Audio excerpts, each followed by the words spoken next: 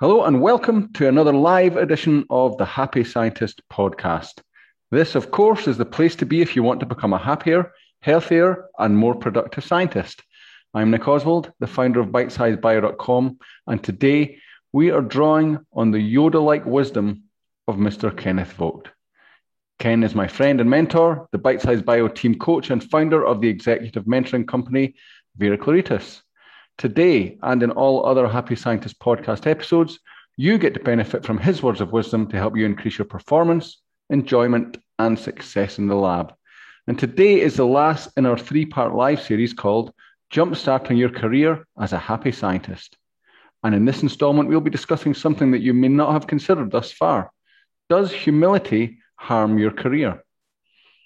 Since this is a live session, we can take your questions and discuss them as part of the show.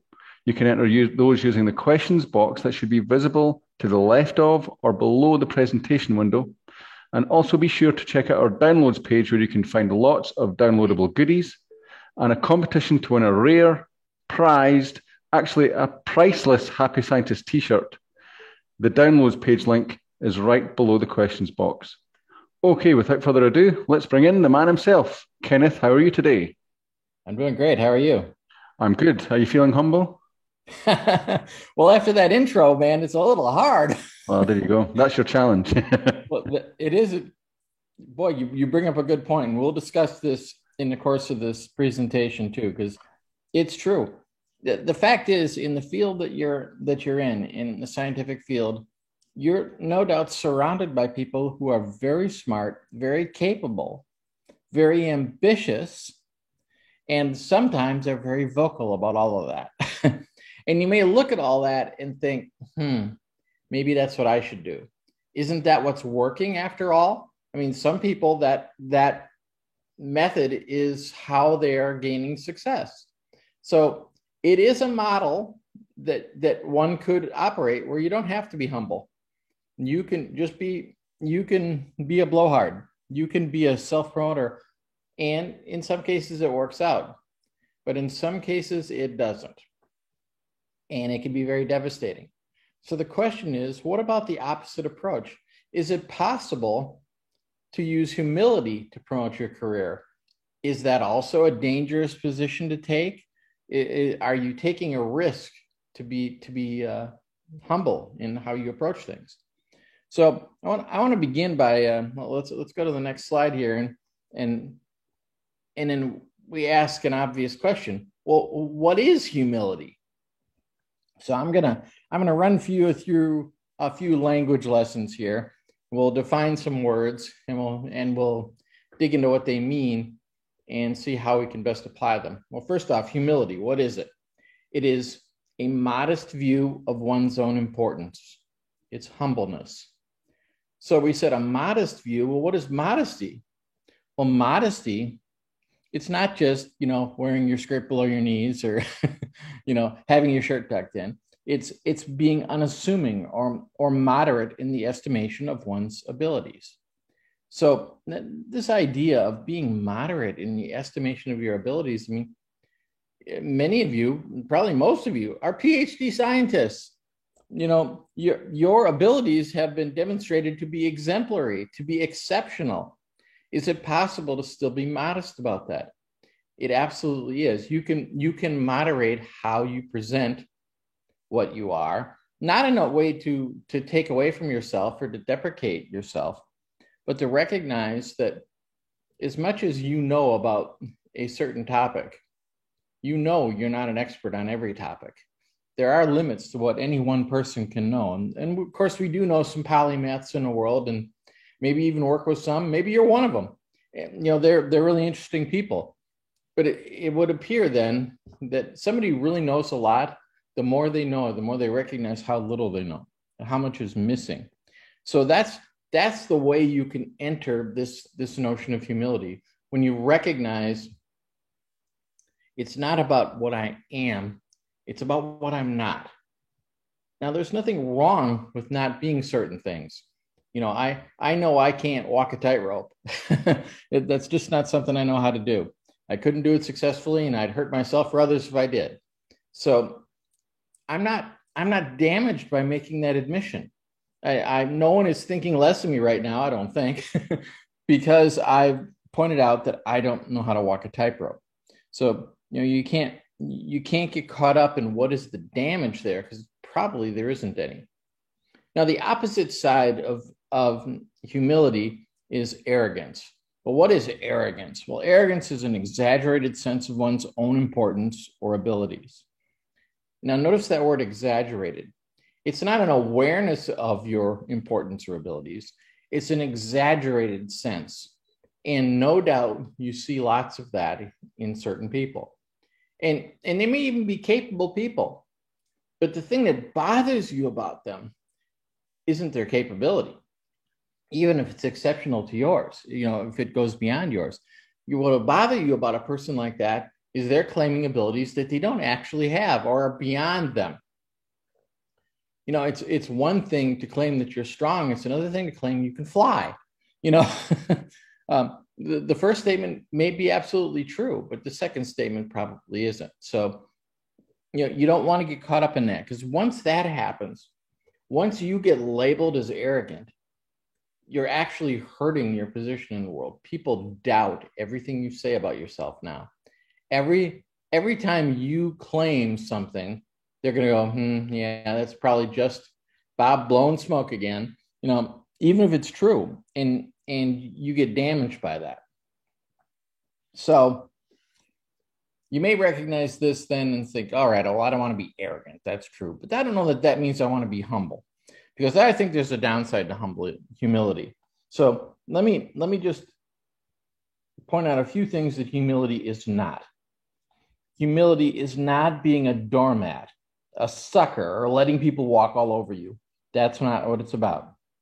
It's not constantly sacrificing your own interests for those of others, or feeling like you're a victim or a martyr. And boy, there's a lot of that in the world today.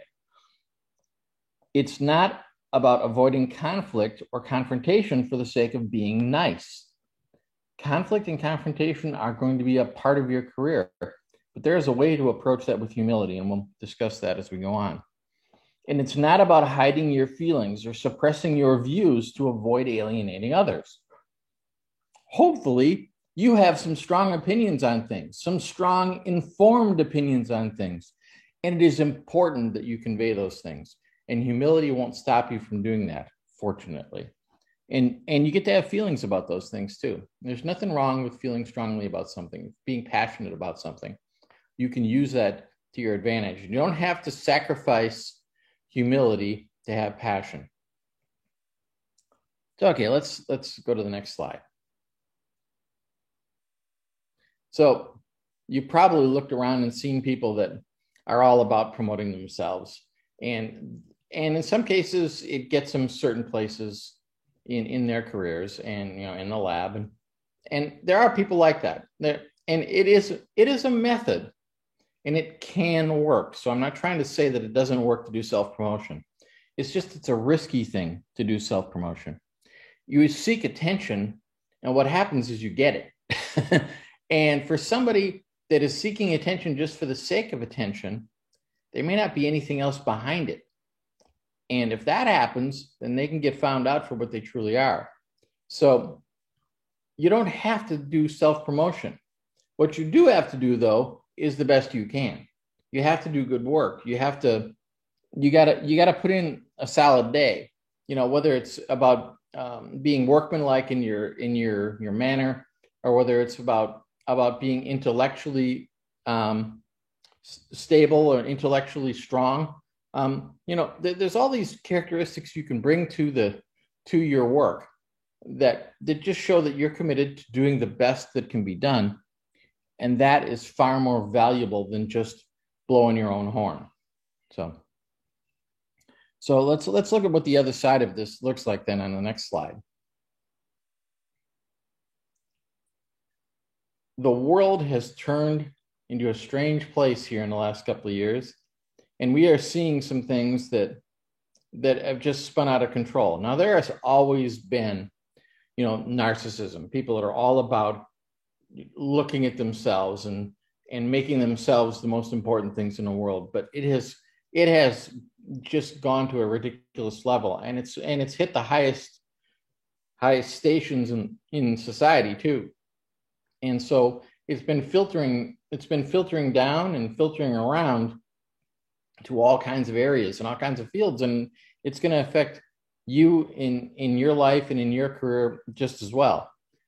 Now, there's another thing that's a thing that we see is people being disagreeable. We have people that just don't want to get along anymore. They don't want to work together with other people. They want to take a side, and either you're on my side or you're my enemy. And then this notion of grandiosity, of the elevation of oneself to a level of royalty, this is what's happening in the world. And you got to look at this and ask yourself, do I want to be this kind of person? Do I want to be a person who's only about me? Do I want to be so disagreeable that the only way to get along with me is you have to change your opinions to get on my side? Or do I want to put myself up on a pedestal? Is that the only way that things can go forward? Well, it's not. And this is an opportunity, actually. What's happening in the world right now is an opportunity for us to be part of the solution. So you can be more inclusive in who you do good for. And the nature of science is such that the opportunity to do good is profound. There's so much you can do that is good. And even if you're involved in basic research, you don't have to be specifically developing that cancer drug. There's basic research is doing a tremendous amount of good because it's feeding out to all these other areas. You may figure out one thing in your basic research that will make things better for 1,000 other researchers who will make it better for 1,000 people. And all of a sudden, you've touched 1 million people by your one discovery, your one new awareness. The notion of being agreeable too is a really useful one. Now, when I say being agreeable, it doesn't mean you have to be a yes man, and it doesn't mean that you just have to knuckle under every time somebody says something that is different than what you understand. Being agreeable is seeking agreement. It's like, okay, what do we have in common here? What do we both see as true? So it gives you an opportunity then to expand human knowledge, and you become part of the solution then. And grandiosity, there's nothing opposite that works. It's not a, you don't want to become a doormat, as we mentioned earlier. It's not about just burying yourself, but when you elevate yourself to the point that you don't care what that does to other people, that's not going to be good for your career. I think about there was a pop song, back in the 80s. One of the lines was, "There's no need to be nice on the way up because you're not coming down." It's just not true. You don't know what's going to happen. There are ups and downs in life, and you can make friends on the way up. And so then if things turn to make it harder for you, you've got people you can rely on, and people you can draw on in times of trouble. And that's a lot easier than if all you did was just step all over everybody all the way up. All right, so let's go to the next slide. So we're going to take this apart in two ways. The first thing is, what a novel idea. Don't think more of yourself than it is necessary to think. Now, what does that mean? It means that if you have an opportunity to be humble, take it. So I'll give you a few examples of well-known people. You have somebody like Dave Grohl, who's in his band Foo Fighters. He has gotten a reputation these days for, at stadium concerts, he'll have some kid come up and play with the band on stage, and he's elevating youngsters. So the last video I saw of this, he brought up this 11-year-old girl to play drums with Foo Fighters.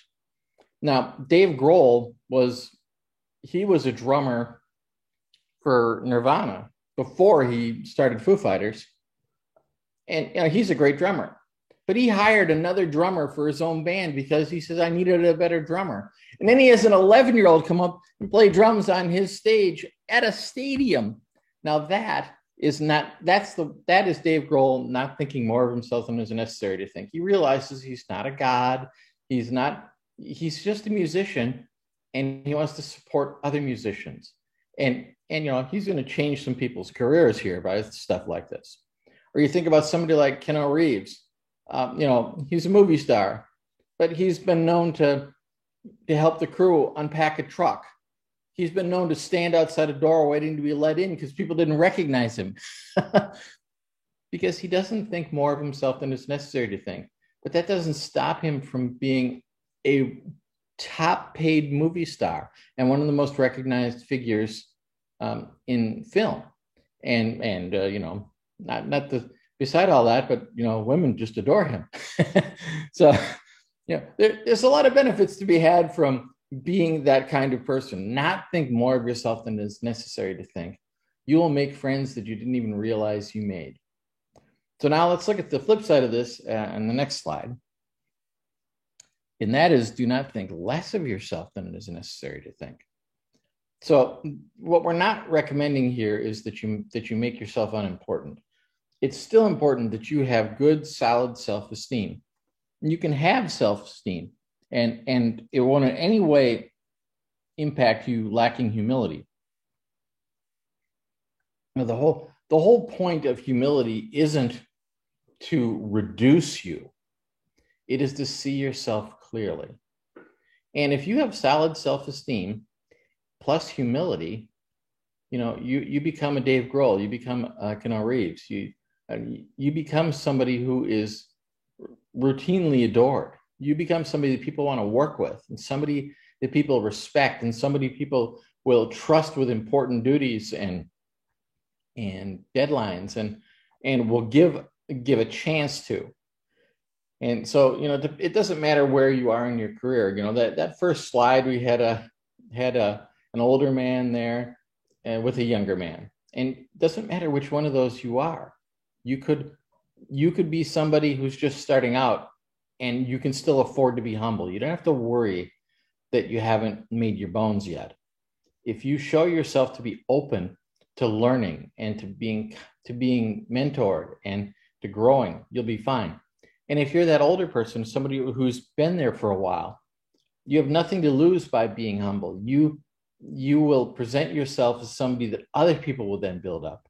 When you're humble, other people will look at that and go, yeah, but you know what?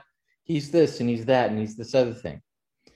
And there's nothing more satisfying than have somebody else sing your praises. But you have to be praiseworthy. And first you have to be humble enough that people think, well, he needs to be praised because he's not praising himself. Or the other side of that is, well, there's no sense praising him. Believe me, he praises himself every day, every time you see him. We don't want that. So it helps you avoid pridefulness. Pridefulness and humility are mutually exclusive. Pridefulness always hurts. Humility never hurts. Pridefulness never helps. Humility always helps. Now, I realize these are bold statements, but I will challenge you to find a way where that's not true. Because when it comes down to it, if somebody moved forward based on pridefulness, you're always waiting for the floor to drop out on them. You're always wondering, when is this all going to blow up in their face? Even if it hasn't yet. But it's a very risky thing to do. It's high risk for questionable reward, in fact. Whereas humility is very low risk and yet still has the opportunity for high reward. Now, it might take slightly longer if you're humble. That is because other people are going to have to notice. But the fact is, if nobody else is noticing, it doesn't matter that you're sitting around bragging about yourself. It's not going to get you very far. So let's look at another side of this on the next slide. Another thing you might be worried about. Doesn't humility open you up to being humiliated? I mean, those words have the same root, don't they? Well, sort of, but they're not exactly the same. So let's define humiliation. Humiliation is to be made to feel ashamed or foolish, to have one's dignity or self-respect injured, especially publicly. So I will assert to you, the only way you can be humiliated is if you're prideful. You have to have something to lose to be able to be humiliated. Whereas if you're humble, it is impossible to humiliate you. They can't take away something from you that you have not claimed or that you have publicly pointed out that I'm not concerned about. You can't put me down if I've already told you that, well, this is me. I'm just this. Well, you're just that. Like, okay, that's what I just said. They can't humiliate you. And he's like, I'm a superstar. No, you're not. Oh, ouch. That's different. Now I can be humiliated. And not only are you not a superstar, you barely make the team. That's the kind of thing that hurts. And nobody wants to be humiliated. Nobody wants to be on the receiving end of that. And of course, in a professional setting, even an academic setting, humiliation can take on very, how do we put this? It's not like the playground. When humiliation happens there, it can be very, very subtle, and it can be very, very vicious by the same token. So obviously, we want to avoid humiliation. If you want to protect yourself from humiliation, the absolute best road you could take is to be humble and to renounce pridefulness, to put that behind you. Now, there may be a time you may have operated on that. You might have felt like, this is what I need. This is how I have to do it. Or maybe it's how you've been taught, or you've had other people around you that have been prideful, and so that's how they operated, so you followed that model. It doesn't matter. You can switch models.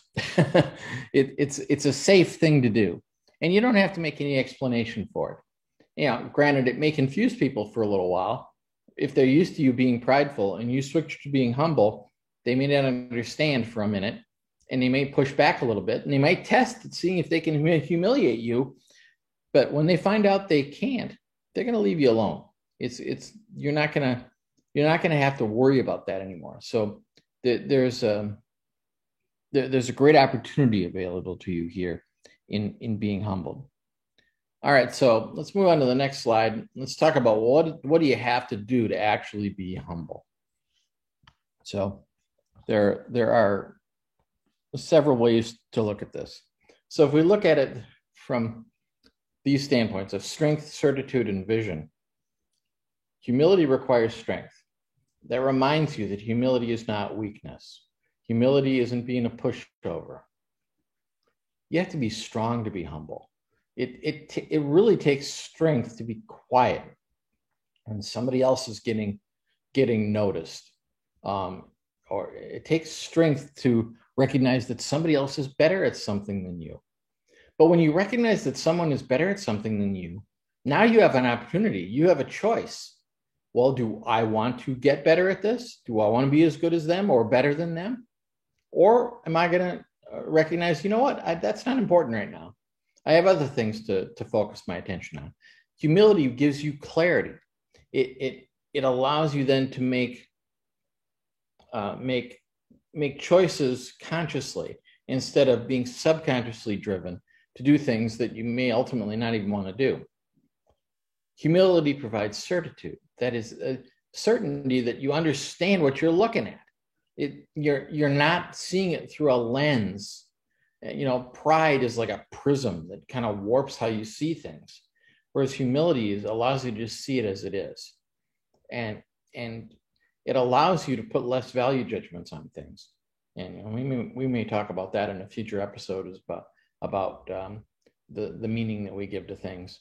But the less extraneous meaning you give, the clearer you can see things, and the clearer you can see things, the more likely you are to be successful in your career. And it will actually make further humility easier. At the beginning, if you're seeing the world very unclearly, humility might look like an impossibility to you. So it's kind of a self-fulfilling prophecy, though. The more you implement humility, the clearer it gets. So then it opens up to that third area, the idea of vision. See, now vision is being able to see things that aren't there yet. It's about being able to be imaginative. If you're not humble, if you think you have everything all figured out, when something new and exciting happens, you're not even going to notice, or you're going to write it off, or you're going to try to explain it away with things you already know. But what if you could look at something and go, wow, I don't understand what I'm looking at? Well, now you've opened up something really interesting. Now you have an opportunity to do something bigger and better. Now you may have the opportunity for discovery. And I want to point out to you folks that are in science, do you realize how rare a privilege that is? There are not many careers where you get to be creative and you get to discover things. I mean, there's a few out there like this, but it's practically normal in your career. It is not normal in most careers. So count your blessings. All right, so let's move on to the next point. Next slide. All right. The fact is, though, all your life you've been engaged in competition. And it seems like humility and competition don't work together too well. And especially if you're a PhD scientist, you have faced a lifetime of competition. I mean, it goes back to primary school, where you had to stand out. So you could stand out in secondary school. So you could stand out in university and graduate school. And, you know, at every step of the way, you needed to stand out. And often you were up against other people and you were competing for limited resources or, you know, limited opportunities. And even once you hit the working world, there's still all this competition because you're in a group of people that have been bred for competition. So competition becomes a big part of it. So you have to ask yourself, well, is it possible to both be humble, to have humility, and to be a competitor? And the answer is yes, it's definitely not only possible, but it's actually useful in competition. It can be disarming to the people you're competing against when you're humble. And the people who judge your competition take notice of that humility. It makes you stand out. It actually helps you be somebody more exceptional. So there's opportunity in humility. So if we go to the next slide, we'll talk even further about this. That's just one of the ways that you can gain from humility. You know, there are a lot of ways to gain from humility. So I want to go through just a few of them. So let's go to the next slide. All right. Being humble provides you with what I like to call armor against humiliation. And we talked about this earlier. It's impossible to humiliate someone who's humble. You don't have to worry about that. And if you've been in situations where you have been periodically or occasionally humiliated, it is a very, very uncomfortable situation. And it can be embarrassing or worse. And it can really be career limiting to face humiliation on a regular basis. But this way, you're much more stable against humiliation. And in fact, it comes to a point where why bother attacking someone who's armored? You'll find less attempted humiliation because you're not able to be humiliated. So they'll look for an easier target. So that's one of the benefits of being humble. So let's go to the next slide. When you're humble, you have the opportunity to learn. When you're not humble, how are you going to learn? You think you know everything already. How can you grow if you already think you're all that? If there's no possibility for you to be better. The only way you can get better is to recognize that there is a better, that you're not the absolute top of the heap. Now, that is not to say that you haven't reached high pinnacles. It's not to say that you may well be the world's foremost expert on the subject you're the foremost expert on. But that doesn't mean there's nothing more to know or no other way to grow. And so by being humble, you recognize that you can be more. And if you look at this, you may realize that you've been humble already. That's how you got to be that foremost expert, because you recognized all along there was more to learn, that there was more you could do. And part of this notion of being humble is if you take the personality out of it, you know, it's not personal. When I say there's more to learn, well, that doesn't sound too personal. When I say there's more for you to learn, oh, that might sound a little personal. So if you can remove yourself from that equation, it goes, look, there's more to learn here. Awesome. Then learn it. And then you can know it. So you could put yourself back in when it's that positive attribute, but when it's the negative attribute, you don't have to be there. So, set yourself free from that kind of self-judgment, and you'll find humility is a little easier. Okay, let's go to the next slide. Another benefit of being humble is you get along with other people. People don't like blowhards. They don't like people that are always telling them that they're smarter than them. They don't like that attitude. None of us do. And if you're fortunate enough to work with a bunch of smart people, and I'm fortunate enough that way, I love that I'm surrounded by intelligent people. I love to be able to build them up and point out the things that they have achieved that I haven't yet achieved, because it gives me an opportunity to learn. And of course they like that. I mean, who wouldn't like that? That introduction that Nick gave for me, that was a very humble introduction for Nick to give, because it was very flattering to me. Now, I'm not going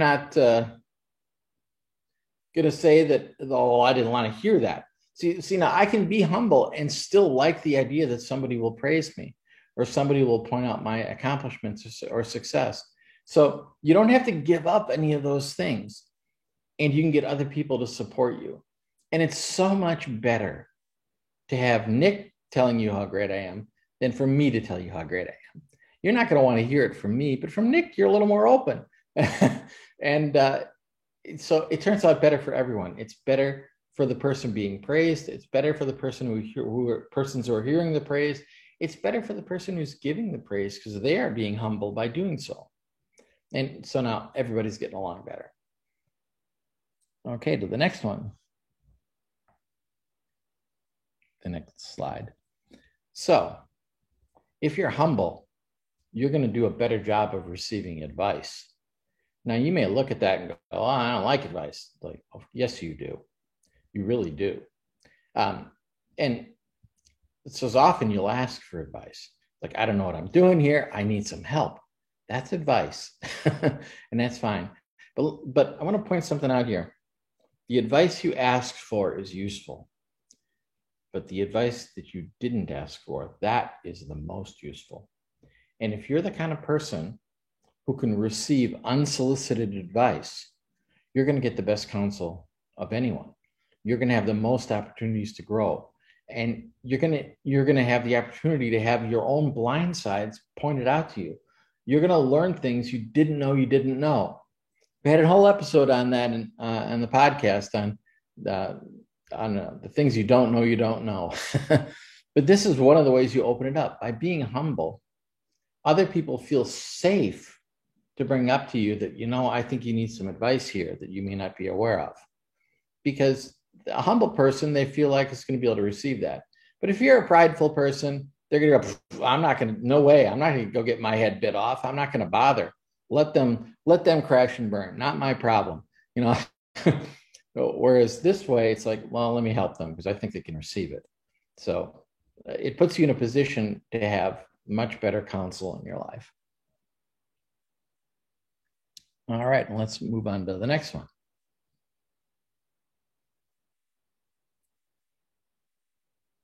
Self-awareness feels strong. So when you actually can see yourself for what you really are, it's strong. Now that means that you get to see your own flaws and still feel strong. You get to see your own strengths and still feel strong. There's nothing wrong with the fact that you have weaknesses. We all have weaknesses. There are certain things we just can't do. You're only so physically strong. You probably know people that are physically stronger than you, unless you're, truly exceptional that way. But then again, you probably know people that are physically weaker than you. It doesn't take away from who you are. It doesn't matter. And that's just physical. Then there's intellectually, perhaps you're extremely intelligent, but perhaps you're just, higher than average, but you're surrounded by people that are extremely intelligent. Fine. You can see that and it won't hurt you. that awareness will let you know where to put the safeties. It'll let you know when there are times when I should not go into battle, because I'll get my head handed to me. And then it'll point out too that okay, this is where I'm going to need help. This is where I'm going to need support. So it gives you an opportunity to see things clearly. And clear vision is such a blessing. It's such a better way to go through life. And that doesn't mean that you have to know everything or see everything, because again, as we've been discussing, discovery and imagination are a big part of your world. But to be able to see clearly enough to know I'm seeing something I've never seen before, that's really important. And you'll get that kind of strength from having self-awareness. And that self-awareness will be a natural result of being more humble. All right, to the next slide. The next thing we learn is that humility promotes self-control. So another way of looking at that might be self-discipline. It allows you to make choices about what you will or will not do, and to be clear about what you can or cannot commit to. And if you can get really clear on what you can or cannot commit to, and people can count on you and can trust what you say and will believe your commitments, that is very, very positive for your career. It makes your prospects far more hopeful, and you have a lot more to gain there. And humility will allow you to have self-control. You don't fly off the handle. You don't demand things of other people. You don't demand honor. You don't demand respect. You can't really demand respect. Respect is earned, and it doesn't matter. And if somebody treats you with disrespect, that doesn't mean that you've earned disrespect. Understand that. But if you get respect that you didn't earn, that's a dangerous thing. Sooner or later, the world will come crashing down. Sooner or later, that house of cards will fall. You don't want that. So if you have self-control and you're displaying who you truly are, and you're not overstating what you are, and you're not understating what you are, again, control works both ways. That self-control. We've talked about control also in the podcast, but the notion here is that you can take charge of who you are, and you can be very clear about it, and that is very beneficial. Okay, next point, the final point we're going to make about self-control. Humility is important for successful leadership. I was talking with a colleague recently about the concept of leadership, and it's been something I've been interested in my whole career. And if you go back 30 years ago, there wasn't a lot of literature on it. There's a little bit, and most of it I was not too excited about. It was about phony charisma and manipulation and persuasion that approached manipulation. I didn't love any of it. But then there was one book by a professor by the name of Robert Greenleaf. It was entitled Servant Leadership. And his whole concept was the purpose of a leader is to serve those who are under them and to help them gain the resources they need and to get the training they need and the support they need. That requires humility. For you to work for other people for their benefit, to teach them, to mentor them, to bring them up. Now, and I realize some of you are new in your careers, starting your careers, but some of you, you've been there a while. And leadership, the opportunity for leadership is there for you. And the opportunity for you to really excel in your career will require leadership. Well, humility is a critical part of that. If you're going to be a successful leader, if you're going to be a leader that makes a difference, if you're going to be a leader that is respected, humility will absolutely be required. And if you can be a humble leader, you'll be well loved, you'll be well respected, you will be somebody that people will learn from, and you'll make an impact. You will make a difference. And for many of us, once you reach a certain point in your career, you're not trying to add to your resume now. Now you're trying to leave your mark. Well, humility will help you leave that mark. So, all right. Well, we go to our to our last slide, I want to point out the final point is, if you want to be a happy scientist, be a humble scientist. It's the whole point of this whole thing about being a happy scientist. Humility is one of the factors, and it's a big factor that'll make a difference in whether or not you will have a career as a happy scientist. So I hope that this presentation was helpful for you. Okay, well, that was a slightly different format from normal. I didn't find any reason to interrupt you as I normally do. Yeah, I just realized at this point, where'd Nick go? Well, that flowed so nicely, and there wasn't, there wasn't much to interject. But I just thought, well, probably discussion at the end is more of the appropriate for this one. So, obviously, we take people's questions. So if you want to put your questions into the questions box, or comments or observations, we can just incorporate them into the discussion. But it struck me, I did find the title of this presentation a bit strange, Ken. Shouldn't it not be more like, does arrogance harm your career? Well, that's true. But I think some people don't care about arrogance. But I wanted to put out there that, because for some folks, the notion of humility would be a non-starter. Like, I can't do that. Are you kidding? To kill my career, Well, how about could humility transform your career? I think we should give it a subtitle. Right. because when you look at what you've put in there, all these the benefits of humility, which are they all ring true. What is there? Why wouldn't you do it? Other than that, you're hardwired not to. It's completely obvious that you should do it, and it's more like you're fighting against your own arrogance to get as much humility in as possible in that case, because you get all of the benefits. You get the, as you said, the self-control. You bond with people more. So that means you get more out of the people around you. You get more out of yourself. You're not resisting people all the time. It occurred to me that I accept advice from you an awful lot. But there's always a part of me that doesn't want to accept it because it would be easier not to. Sure. But if I didn't accept that advice, your observations, I'm not saying that I take on everything you say, but right. I examine the things that you give me and I go, oh yeah, you might be right. And give you the benefit of the doubt, even if I think it's not, and I try it or whatever. If I didn't do that, I would have missed out on so much. So many ways to improve myself. But that part that doesn't want to accept the advice, that thinks I'm right, or in a way it's keeping me so that I don't have to try and figure out whether I'm wrong, if you see what I mean, then that is the part that that you're really fighting against, or you're trying to sideline as much as possible.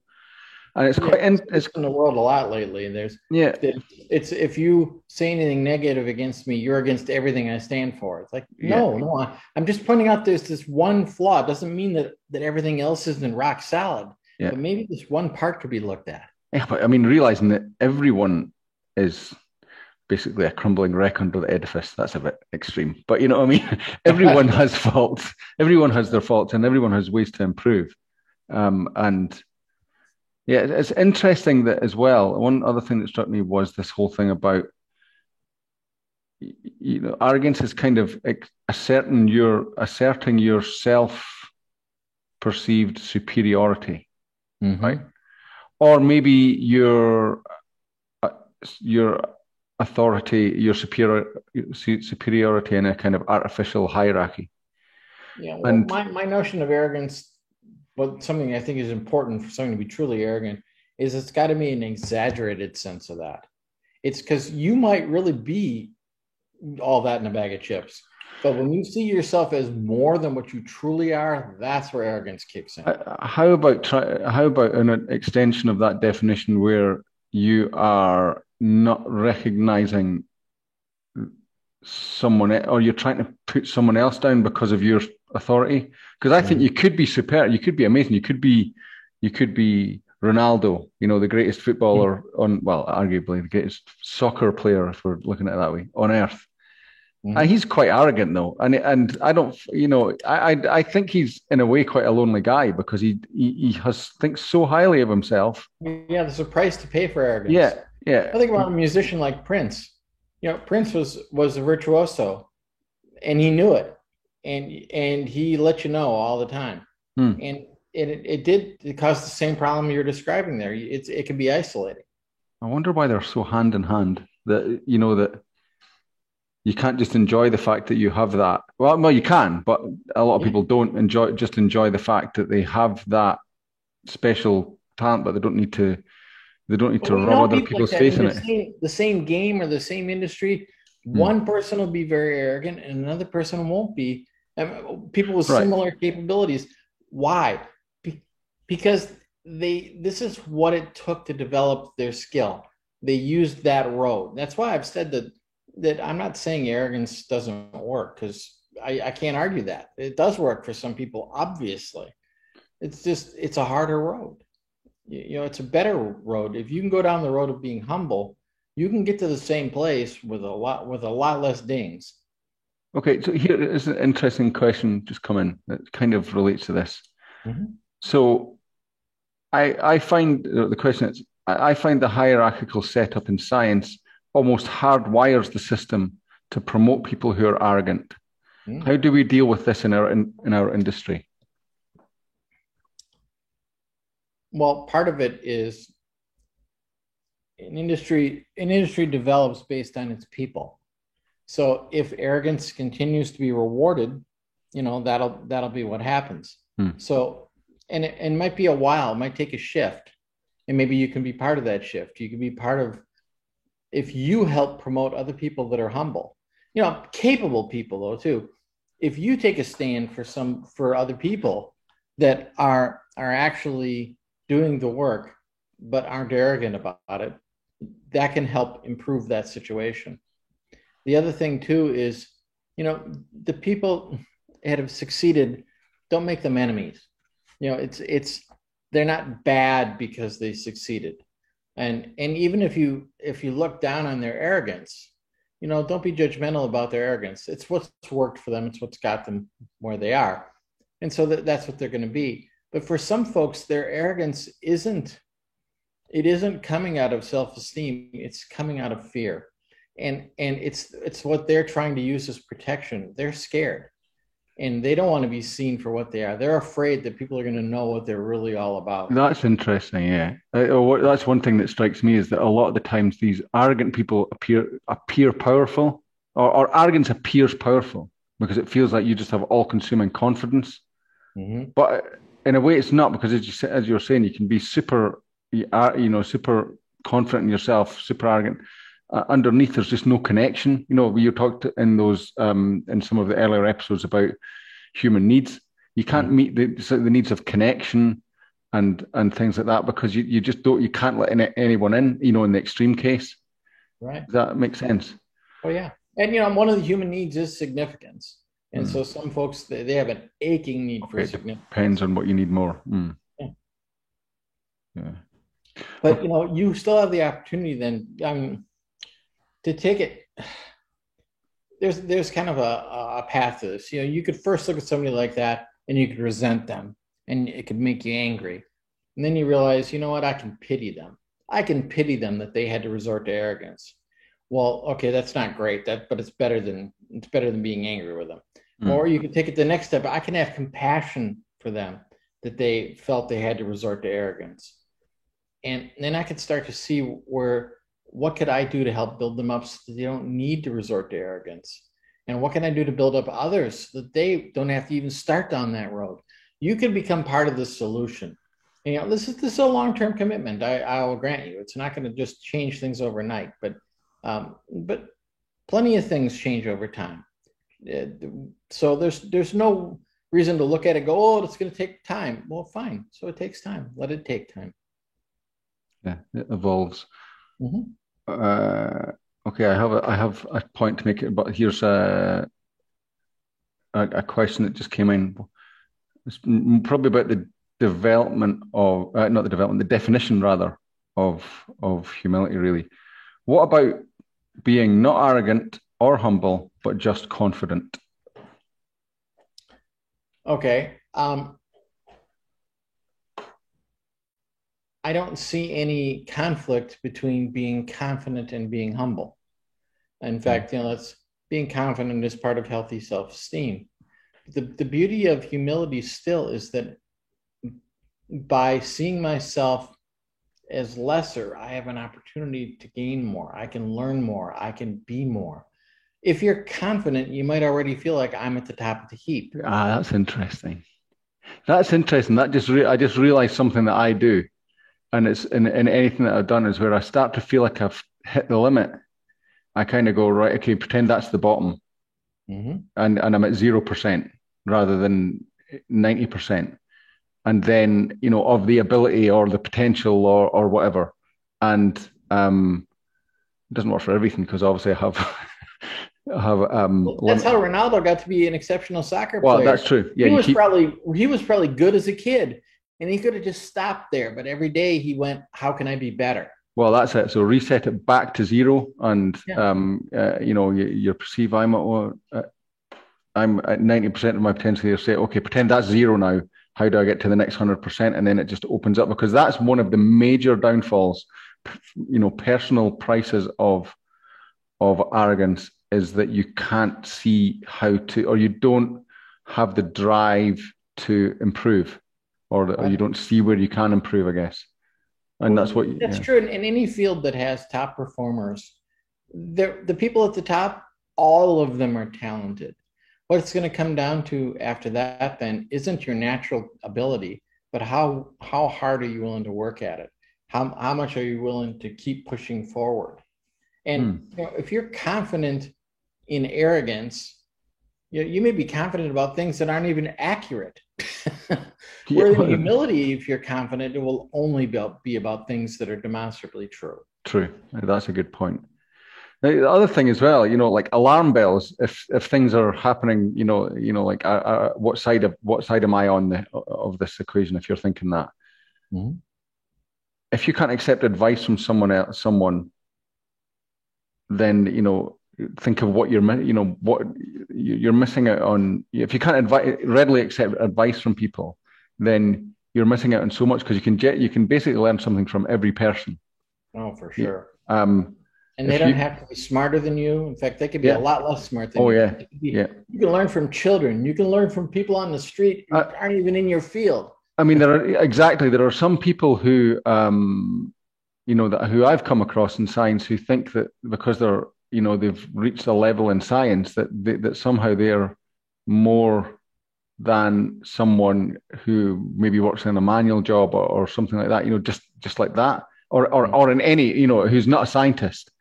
And that's something to be really careful of, because God, some of the most intelligent people I know have zero qualifications and are just, amazing people. And, if you go around in life thinking that somehow pieces of paper are what defines whether you're worth listening to, you're missing out on so much. Right. Well, I mean, I'm not trying to rob anybody of the things they've succeeded at or their accomplishments thus far.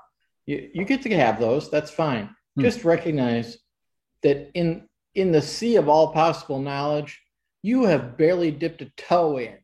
So there's a lot more to go here. Don't look at this little stepping stone as if like it's the end all and be all. It's not. Yeah. It's great that you've done it. So now make good use of it. Yeah. Let's see what else. Okay, see, here's a little question here. Okay. Can I help other people to be more humble? Okay. Yeah. The first thing I thought of there is, boy, you really, really got to be clear on what your intent is. Yeah. If it's like, boy, I want to humiliate some people, well, you try that, but that's not going to turn out well. If you see that humility is valuable and you want to share something valuable with others, absolutely you can. I mean, that's what I'm doing right now. I'm promoting humility to people, and I hope that people are hearing this is coming from a humble person. And it's a silly thing. It's like, for me to tell you I'm humble almost sounds like an oxymoron, or worse yet, I'm more humble than you. you know. Yeah. But there is some demonstrable truth in levels of humility. So you know yourself first. First humble yourself, and then you'll be in a position to promote humility to others. Cool. All right. So I wonder if we can sort of finish up with a couple of just round up with a couple of practical ways that people can start approaching this to kind of, everyone, regardless of how humble you, how much you exercise humility in your day to day or otherwise, you can always expand it. Mhm. And so, in my sort of view, it doesn't matter where you are on that spectrum, you can always expand it. There's always more. And the way to do it is always the same, regardless of where you are on the spectrum. Um, One was that I mentioned earlier. I can't remember what it is now. What was that, Ken? I don't know. Oh, we have to rewind now. Uh, and I didn't write it down. I did write it down, but I scored out. Anyway, okay. Another way um, is to give yourself a challenge. Oh yeah, the first one was to reset your own expectation or your own perception of how far up the tree you are back to Mhm. zero, or some other way of representing that, so that you go, yeah, okay, I'm getting better. It's exciting, but I'm going to pull it back down to ground level and then see the gap above that I can move into, so that you don't get caught up in the "I'm so great that I never have to learn anything again" thing. The other one I was going to suggest is a little challenge to yourself to try and look for good things in other people. And I've got a little little anecdote that's completely left field. My son and I play this soccer game online, football, soccer, depending on where you are in the world. It's an online soccer game where you play against other people. And we used to wind each other up, getting really annoyed when other people scored against us, and it would just when we lost and things like that. And then I decided, let's try to do this the other way. When the other person scores, let's just kind of just to yourself say that it was a good goal, Mhm. and then it's amazing if you can train yourself to do that. All that kind of goes away if you can just appreciate what they did, the skill that they had. So on a kind of day to day level, instead of picking out, the challenge to yourself is to go around, instead of picking out the flaws in other people, pick out what is good in other people, and maybe even work yourself up to telling them that if it's appropriate, Sure. so that you then start opening out Or and even look. better, telling a third party. That, yeah, that's better. That one thing that struck me when you said, "Oh, it's great that when someone else says how good you are." Mhm. Actually, the key to that is you actually have to earn it. That's true. And so that sort of removes any sort of anything of the arrogance trap. I feel like, Ken, you should make a little cheat sheet on ways to not fall into the arrogance trap. I think that's your. You normally set me homework, but I think I should set you that homework and get into That's this. an interesting one. Yeah, I like it. Because arrogance really is a trap, and higher humility is the kind that should be the default status, and if you don't fall into the arrogance trap. So it's really about, in some ways, just staying away from the arrogance rather than seeking out the humility. I suppose it depends on how you look Well, at it. that's definitely one approach to it. Hmm. It's yeah, I like that idea. I'll have to look into that. So yeah, that would give people some actionable tips. So come back to this once this is in the recording stage. Come back to this episode on bitesizebio.com/. Now, how it's all different now. Is it /the happy scientist? Find this episode, and if Ken has done his homework, it will be on that page. So that's there. There's a whole team behind these recordings and all the stuff that's going on, and I just know that that's just going to show up on my to-do list. I just did this because I got homework last week, so you need some this week. you know, but to be fair, you assigned yourself the homework last That's true. week. That's true. All right. And I have oh, one more question for you before we leave. So there's been a few comments from the behind the scenes people on this podcast about this guy's beard. And it struck me that you kind of had a fuller version of that thing going on. What is your beard status at the moment? Is it anything in that? At the moment, I have a small goatee that's rather short. Right, it's not the wispy. You had the wispy look going at Oh one no, point. I had the Gandalf look there for a while there. Yeah, you spend 9 weeks without being able to go to a barber. Thank you, hospital, and you can get pretty hairy. Let me tell you. Anyway, I'm sure that guy is humble enough to take the jokes. Okay, so that just leaves me to remind you about our Facebook group, facebook.com/The Happy Scientist Club, where you can join up with us. You can message us there and say hello, ask us questions, whatever you want, and we will be happy to be in contact with you there. And also remember the episodes 1 to 9 of this podcast.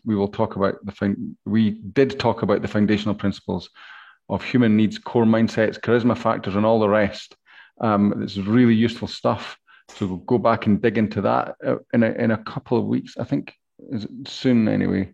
We'll be sending you a few emails to follow up from these webinars that point out some really key resources that if this stuff rings your bell, the key resources that we give you there will help you to dive deeper. So I think that brings us to the end. Yeah. I think I think that we were amazing there, Ken. I think we have to. Yeah, we're going to do this a little different. Nick, you were amazing there. Oh no, okay, you were better. Yeah, no.